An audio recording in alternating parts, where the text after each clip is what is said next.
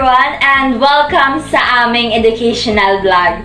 So today, we will discuss about the most important theories in criminology. Ano nga ba yon? Ito siya. Social disorganization theory. So ito, nag-i-explain to na ang community at environment ay nakakaapekto sa pag-develop ng crime.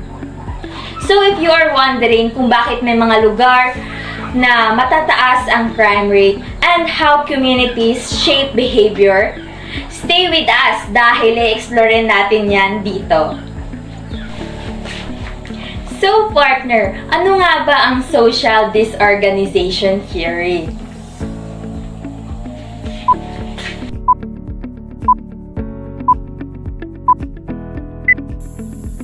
Social disorganization theory says na tumaas ang crime kapag mahina o nagkaroon ng breakdown ng community. Structured tulad ng family, school, at neighborhood organization. Kapag walang strong supervision, guidance, at cooperation sa komunidad, mas maging madali para sa mga tao, lalo na sa mga kabataan na may love sa krimen.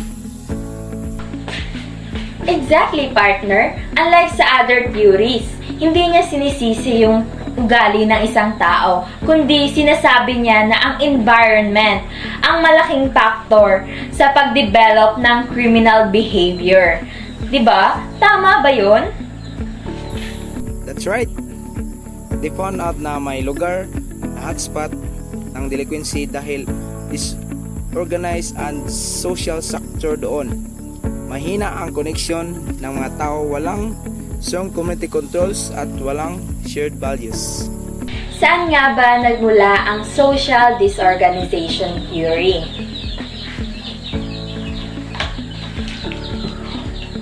Nagmula siya sa Chicago School of Sociology.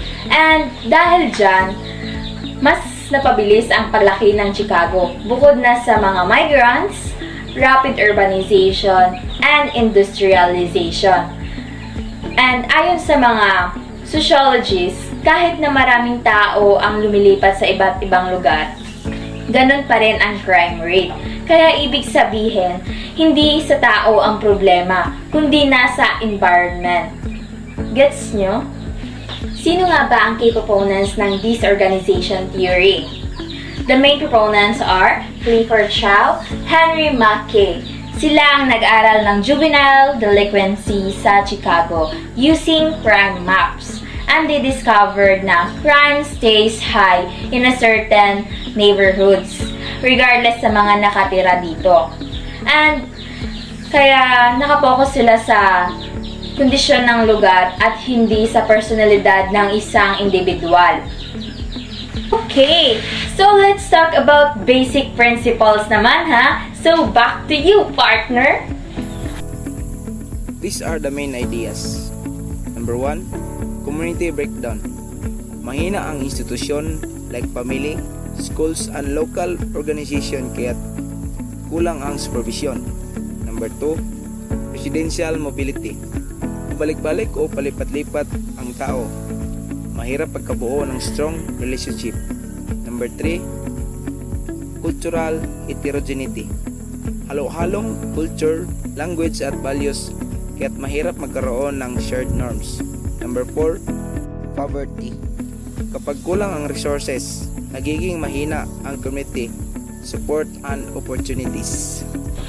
In short, walang strong community equals mataas ang chance ng crime.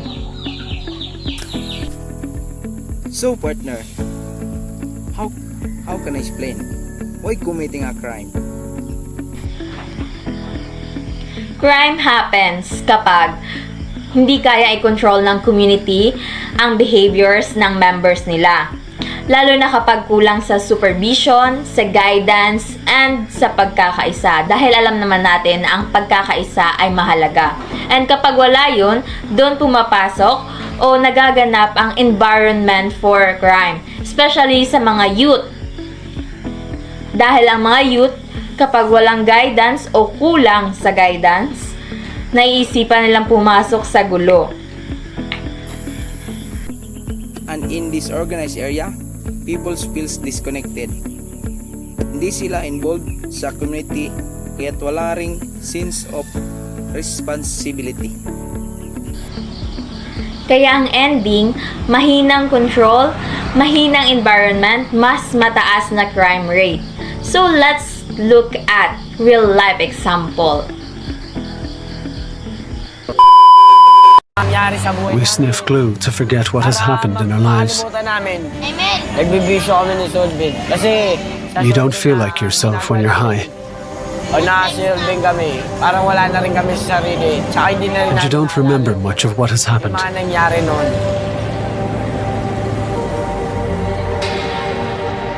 Jails for children, they're like medieval dungeons. They're small cells with steel bars on the gates and on the windows. They are locked inside, so many, overcrowding in a small space. A ruthless war against drugs is being waged in the Philippines, and a countless number of children are among its casualties. Thousands of children live on the streets because their parents are either in prison or dead. A large number of children living on the streets have parents that are too poor to take care of them. The street is the home for thousands of children whose well-being doesn't really interest anyone.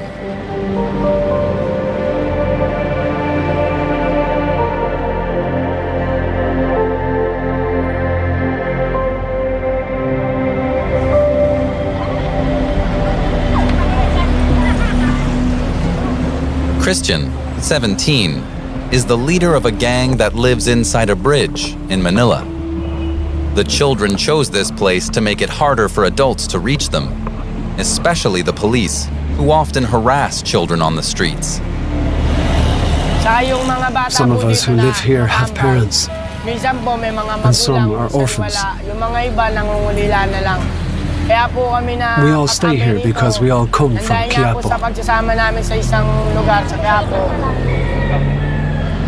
Ano lang po, para sa amin, hindi po maganda po itong tambayan na to. Kasi This is where we kill time, even though it's dangerous here. hindi naman din po talaga tama yung ginagawa namin. Being here isn't Tsaka good for us, Ang bayan na to, especially when you think nakakasama rin about po what sa could amin. happen. Tsaka rin dahil sa One of us nangyari fell. sa mga barkada namin na nalaglag.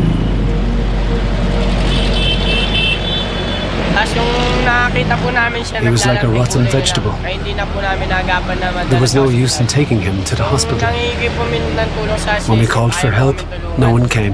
Akala po nila kasi may ginawa kami masama. They thought we kaya had done napatalo something lang wrong, po. and Ang that our akala friend nila, had committed a napatalo crime po namin dahil and was may on the ginawa run. po masama.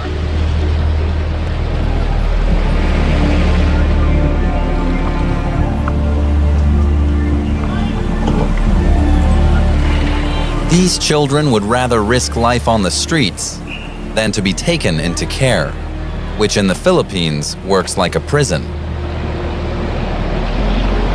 The youngest members of Christian's gang are only 8 years old.